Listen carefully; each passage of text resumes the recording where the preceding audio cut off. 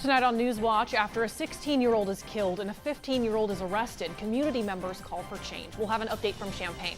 Plus, one person is taken into custody after a suspicious fire in Mattoon. We'll have details on the investigation. Scott? We finally have a better looking sky in east central Illinois, certainly compared to this morning. Coming up, a look at your April weather. This is News Watch. Your Friday evening edition is next. The Charleston House proudly supports Newswatch. Now welcoming guests on Charleston's historic 6th Street, the Charleston House Bed and Breakfast Inn offers refined accommodations in a beautifully restored bed and breakfast. For booking information, visit craigcollection.com or call the number on screen. TCI Realty, Charleston area's real estate connection, commercial, land and farm, and residential real estate. Experienced realtors with an up-to-date website at tcirealty.net. TCI Realty supports the students of WEIU Newswatch.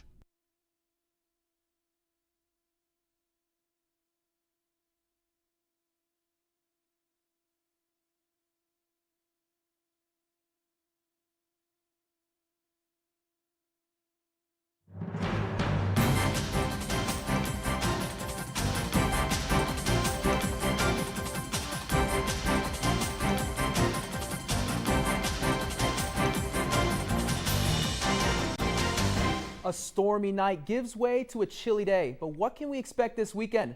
Good evening and thank you for joining us. I'm Austin Perez. And I'm Olivia Bennett. Local Skywatch forecaster Scott Ely is in the Weather Center joining us to answer just that. Good evening, Scott. Good evening, and the answer is you're going to see more of this, more of a clearing sky coming up in the not too distant future. The reason we have had the clouds is because they are the remnants of the overnight. 1.4 inches of rainfall for Danville. That was all since midnight. Some of the other areas, though, had rainfall starting before midnight. We have your full totals on our Facebook page on social media. And currently, we're taking a look at the high temperatures. 56 in Robinson, also in the mid-50s in Terre Haute, 48 right now in Charleston, and the winds are blowing up to 20 miles per hour, making us feel much cooler. We're going to have more weather in your full forecast in 5 minutes. Now back to the anchor desk. Thank you, Scott. In other news, community members are speaking out after a shooting at the Champaign Marketplace Mall killed 16-year-old Jalen Bailey on Saturday. Tuesday, officials announced the arrest of a 15-year-old in the case. A spokesperson for local parents tells me it takes a village to raise a child, and residents are working together to become the village local teens need. It's heartbreaking. It's heartbreaking because they're babies. Quenisha Akers says the Champaign-Urbana community needs to step up for local youth, and it needs to step up now. They don't understand what they're doing until it's too late. Like, they don't understand the impact, the damage that they're causing, or the consequences until it's too late. She says there's a culture of distrust, and the disconnection is between organizations designed to help struggling parents and children and the very people who need that help most.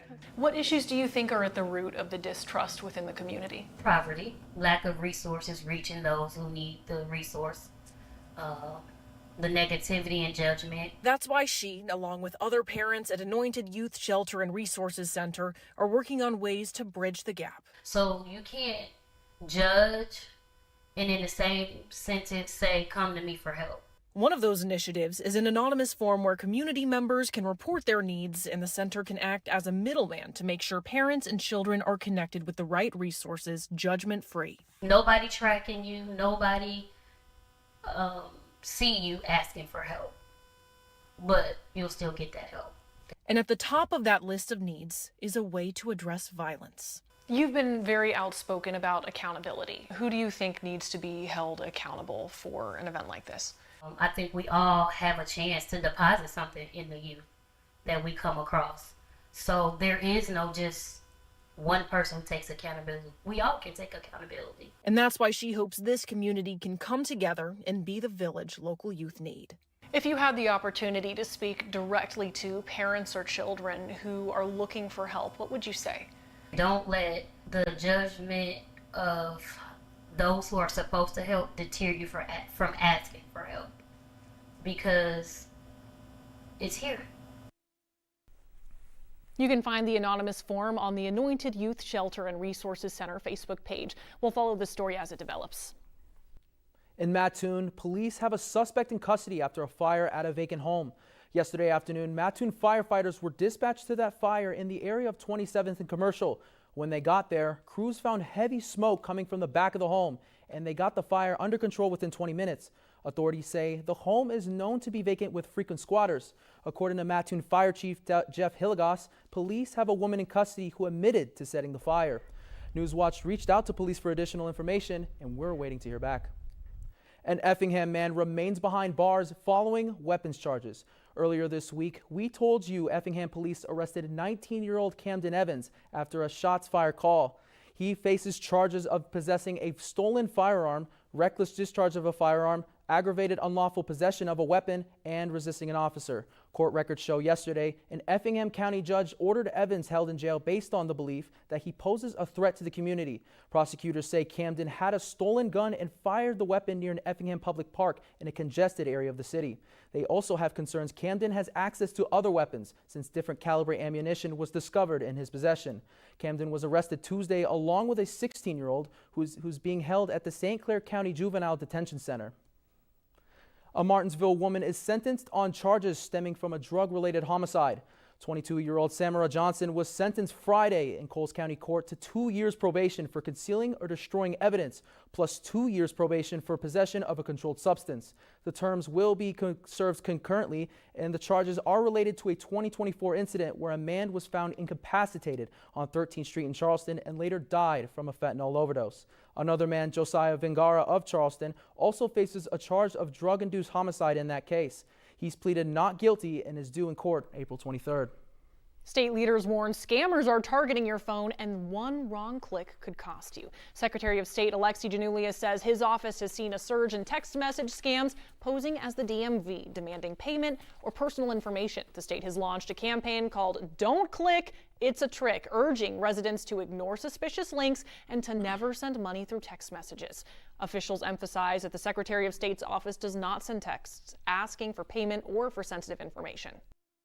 Our office will never send a text message demanding payment or threatening to revoke your driver's license. If you receive a text message like that, do not click. Do not respond. It is a scam. If you receive one of these messages, you're encouraged to report it, avoid clicking any links, and delete it immediately. Authorities say taking a moment to pause could help you avoid becoming the next victim. Authorities say injuries are being reported from a 3-vehicle crash near Champaign this morning. Illinois State Police say the wreck happened around 6:15 in the eastbound lanes of Interstate 74. Troopers say the crash involved a semi, a car, and an SUV. They say early details indicate at least one person was hurt and someone was trapped inside of a vehicle. State Police say the crash is under investigation. The crash shut down I-57 north and south to I-74 east for almost 2 hours Friday morning. State transportation officials are offering local governments a chance to connect with funding for infrastructure. The Illinois Department of Transportation says it's hosting workshop meetings for local governments and communities about how to apply for funding through the Illinois Transportation Enhancement Program. IDOT says the workshops will help stakeholders learn about funding opportunities and how to apply for them. Each session will be held over 2 days, and the presentations on the first day and one-on-one appointments the second day. One session is planned for Tuscola May 5th and 6th, and another June 11th and 12th in Effingham. As University of Illinois basketball advances in the NCAA tournament, Champaign officials are issuing restrictions on alcohol sales. Earlier today, Mayor Deborah Frank Finan announced those restrictions, aimed to protect public safety before and after the Elite Eight game Saturday night. Those include requiring businesses around U of I campus to only sell alcohol in non-glass containers, restricting the sale of packaged liquor in that area after the game begins, and limiting beer sales to 1 keg per customer. They may acknowledge those restrictions may be inconvenient, but she says they come at the request of law enforcement. Eastern Illinois University can look forward to some major campus renovations. Work is underway on a project to rehabilitate campus utility tunnels and upgrade critical systems. This $31 million campus infrastructure project was funded by the state of Illinois. Officials say the project will be completed in phases over the next 2 years. Construction worker Michael Paisley gives insight on the project's early stages.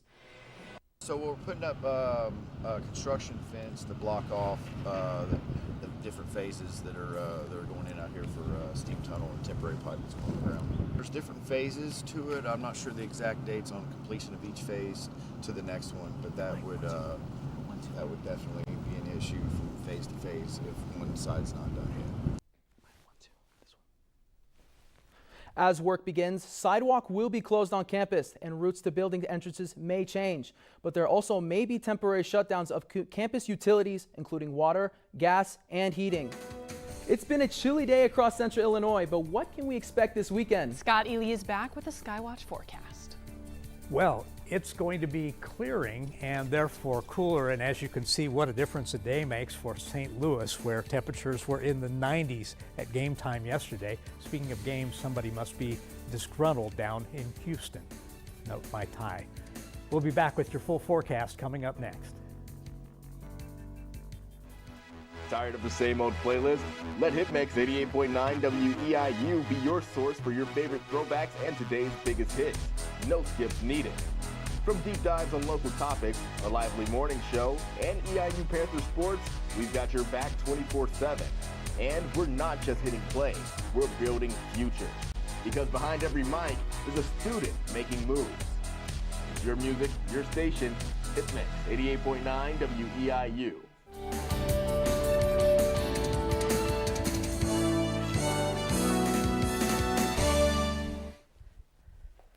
And we are back with your weather. Welcome back. And you know, looking at our satellite picture, we have a developing high pressure system which is helping us as far as clear skies by kicking out some of the remnants of the clouds and things we had overnight and early this morning. In fact, here's what we have now. The movement is somewhat from west to east of the clearer skies, and we have temperatures that are generally uniform. And in fact, it's just a little warmer where sunset is a little bit farther away as far as time. Overnight tonight, we are expecting a very cold night, clearing and very breezy with cold northern winds gusting at times up to 25 miles per hour. For tomorrow, we expect more clearing. In fact, a lot of sunshine, sunny and cool with high temperatures near 51 degrees. Looks can be deceiving. We'll have a lot of sunshine, but not a lot of warmth.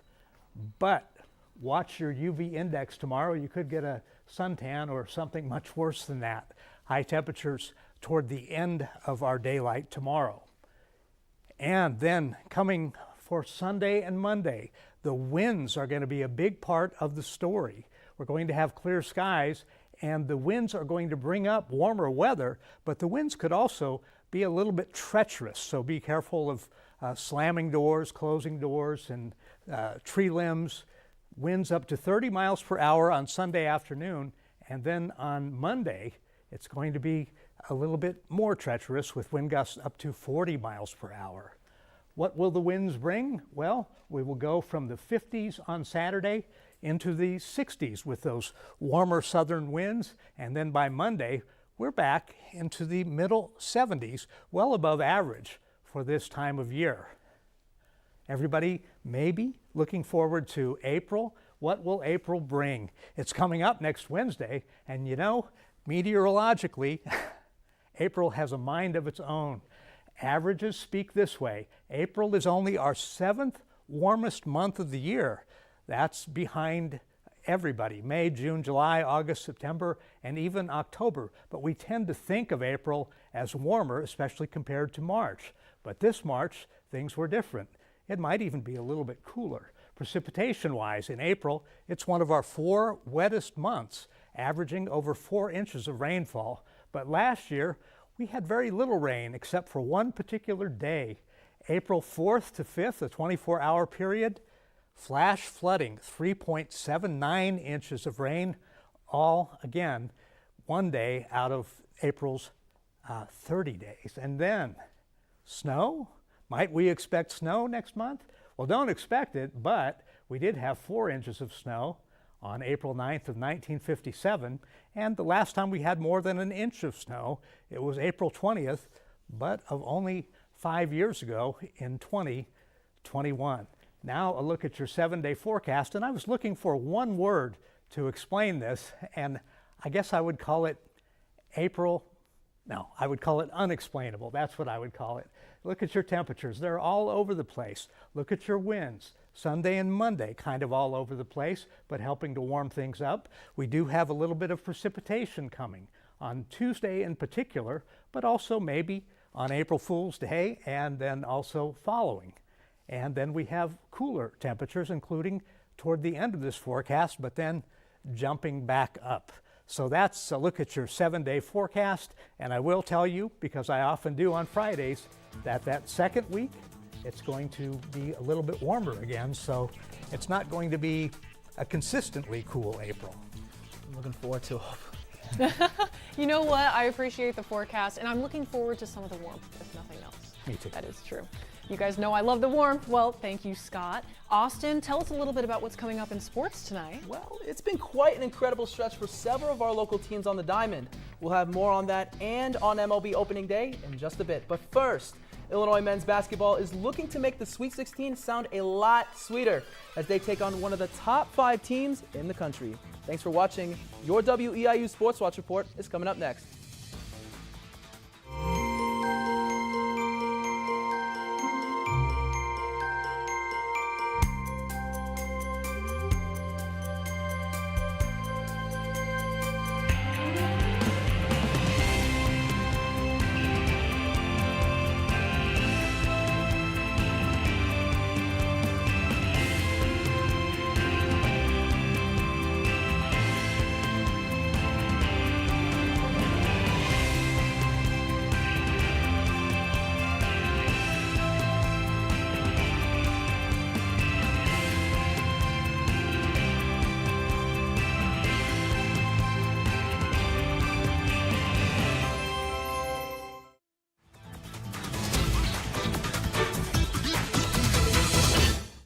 U of I men's basketball had its fair share of tests this year. Nebraska, Purdue, and Iowa, but it's been there, done that. It all leads up to this pivotal match against Houston for a spot in the Elite Eight.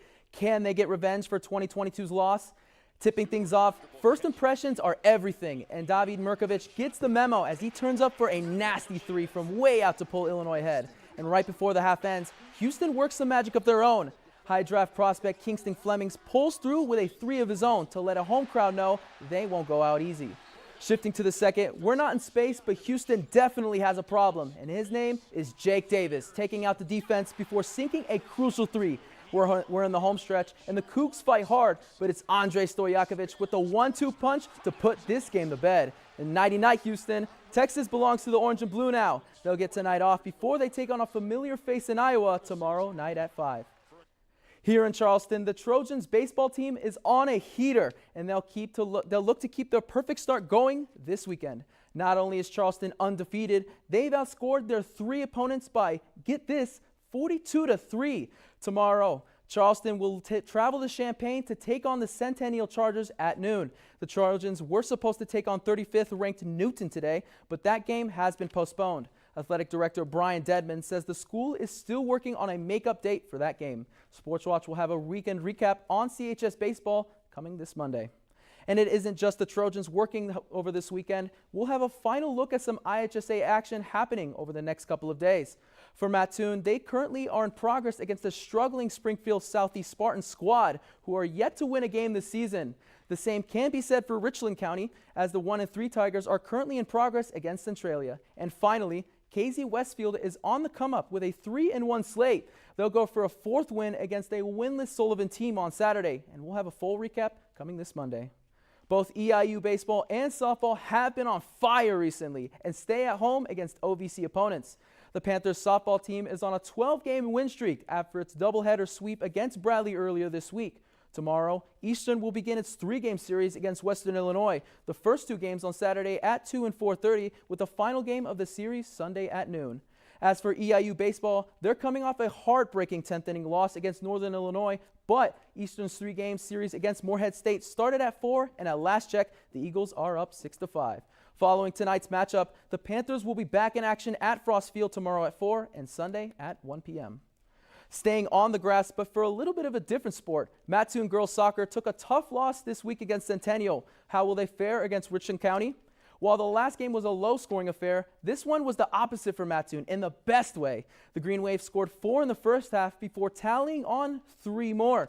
With a 7-0 victory in hand, Mattoon will get the rest of the week off before they play their first road test of the season against Arthur Okaw Christian next Tuesday. Kickoff will be set for 4:30. On the ice, the St. Louis Blues are trying to make another late-season playoff push.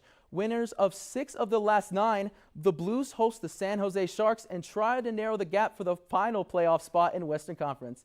Neither team scores in the first 37 minutes, but Dalibor Dvorsky breaks the ice and drills the first goal of the game for the Blues. But in the third period, the Sharks respond thanks to Alexander Wenberg, and the strong Swede powers this one in to tie it up and force OT. In overtime, Dylan Holloway delivers the goods and scores the game winner for the Blues. St. Louis picks up their 30th win of the NHL season, taking down the Sharks 2-1. The Blues are now at 6 points out of the final playoff spot with 11 games to go. And can they make another miraculous late season run? We'll come to see. But staying in the Lou, the MLB season has officially opened. The St. Louis Cardinals are at Busch Stadium for opening day against the Tampa Bay Rays. In his first career game, J.J. Weatherholt has the Cardinals crowd on their feet as he blasts this one to center field for his first career homer. But St. Louis's lead does not last as the Rays score 7 straight runs, you heard that right, including this homer from Jonathan Aranda. Yet somehow, some way, the Cardinals fight back to tie this game at 7-7. And then Alex Burleson crushes this one deep to right field for a game-deciding 2-run homer. The Cards win an opening day thriller over the Rays 9-7, are back in action tomorrow at 1:15. A former Cardinal and World Series champion announces his retirement. Jason Hayward, who spent 16 years as a big leaguer, officially decided to hang up the cleats today. Hayward spent 4 seasons with the Braves, one with St. Louis, 7 seasons with the Chicago Cubbies, and 2 with the Dodgers, and finally 1 with the Astros, and closed out his career last year with the Padres. Hayward also played a crucial role in the Chicago Cubs' 2016 championship with his famous rain delay speech, which helped break a 108 World Series drought of 108 years. Lastly, one opening day game had a ceremonial first pitch, 109 years in the making. The Baltimore Orioles welcomed 109-year-old veteran Arthur Green to get their season underway by throwing out the first pitch. Orioles superstar Gunnar Henderson helped corral the first pitch thrown by Green, and Baltimore would beat the Twins 2-1 on opening day.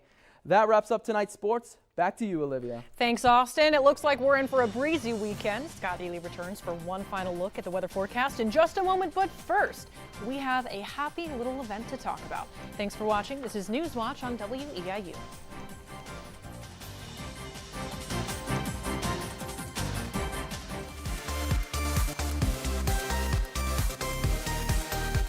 The Oscars are leaving Hollywood. Beginning in 2029, the Academy Awards ceremony will move from the Dolby Theater on Hollywood Boulevard to the Peacock Theater in downtown LA, where the Emmys and other events have taken place recently. 2029 is also when the Oscars will begin streaming on YouTube.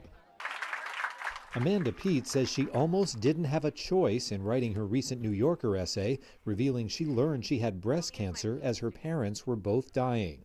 Maybe because my parents weren't religious, or so I almost feel like it was maybe a way to mark what was happening somehow, or cope with what was happening. But I didn't really have any strategy or anything. It just kind of happened. I had zero context for what I was about to get into. And Project Hail Mary star Ryan Gosling has a new project. Variety and Deadline report he's teaming with the Daniels, directors Daniel Kwan and Daniel Scheinert, on their first film since their Oscar-winning Everything Everywhere All at Once. No title or description has been released, but Universal says production is set to begin in LA this summer. In Hollywood, I'm David Daniel.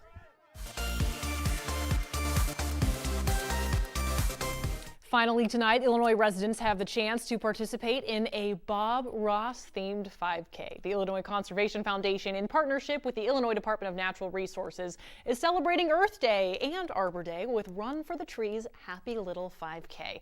This nationwide virtual event, inspired by Bob Ross's classic show, The Joy of Painting, serves to get people outside while supporting forest conservation efforts. Best part is you can go at your own pace. Event holders say participants will get a Happy Little t-shirt, a commemorative bib number, a finisher's medal, and an event sticker. The event takes place from April 18th to the 26th. Well, you know what? A happy little weather forecast would definitely be appreciated this weekend. Scott? Well, if you're a runner, this isn't bad. 27 degrees for the overnight low. Hopefully nobody's running at midnight, though. It will warm up a little bit. 51 degrees for tomorrow's high. The winds won't be much tomorrow, but moving into Sunday and Monday, it really gets windy. Those winds, luckily, are coming up from the south, which will warm our air temperature. Highs near 63 on Sunday, and look at Monday. Highs back into the middle 70s, but it'll be up and down again before you know it. It's almost April. It's almost April. Well, I mean, you can definitely tell with all of the rain that we've got outside. Although I will say, I didn't see any hail last night. I was out and about. I mean, you said not to go out running, but I'm a late night runner, so we'll see what I can do. Thank you, Scott. For more news and weather, be sure to log on to our website at WEIU.net. There you'll find real-time forecasts and the news video of the day. And if news is happening in your community, let us know by dropping us an email at news@WEIU.net.